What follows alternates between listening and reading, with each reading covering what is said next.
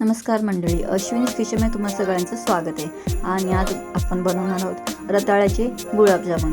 रताळ्याचे healthy असे गुलाबजामुन बनवण्यासाठी सर्वात आधी रताळी जी आहेत ती शिजवून घ्यायची आहेत. शिजवलेल्या रताळ्यांची अशी साळ काढून घ्यायची आहे. आणि आता ते मॅश करून घ्यायचे आहे.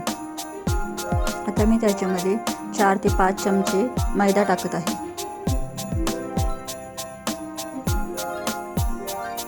आणि आता त्याला एकजीव करून घ्यायचं आहे.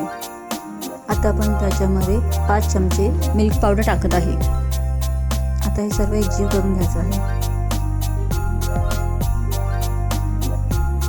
आता त्याच्यामध्ये मी थोडं थोडं करून दूध मिक्स करत आहे, जेणेकरून ह्याचं चांगलंसं पीठ मळून घेता येईल. आता हे पीठ मळून झालेलं आहे. त्याच्यानंतर दोन्ही हाताला तूप लावून घ्यायचं आहे आणि मळलेल्या पिठातला छोटासा गोळा घेऊन त्याचा असं गोल शेप करायचा आहे. अशाच पद्धतीने परत आपण तूप लावून घ्यायचं आहे. आणि आता दुसरं पण गुलाबजामुन बनवून घ्यायचं आहे. अशाच पद्धतीने सर्व पिठाला असं गोळे बनवून घ्यायचे आहेत. तेल गरम करून घ्यायचं आहे. तेल चांगलं गरम झालं की आता एक एक करून हे गोळे आपण तेलामध्ये तळून घ्यायचे आहेत.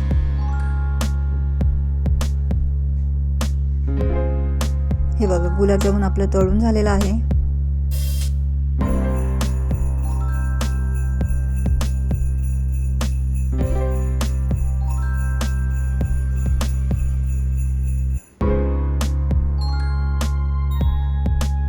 आता हे गुलाबजामुन आपण तेलातून काढायचं आहे आणि गॅस बंद करायची.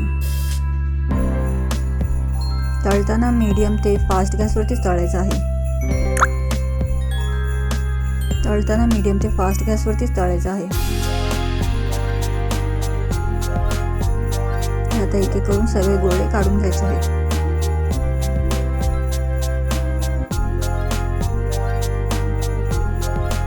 हे गुलाबजामुन एवढे टेस्टी लागतात की तुम्ही असंच नुसतं पण खाल्लं तरी खूप छान लागतात खायला.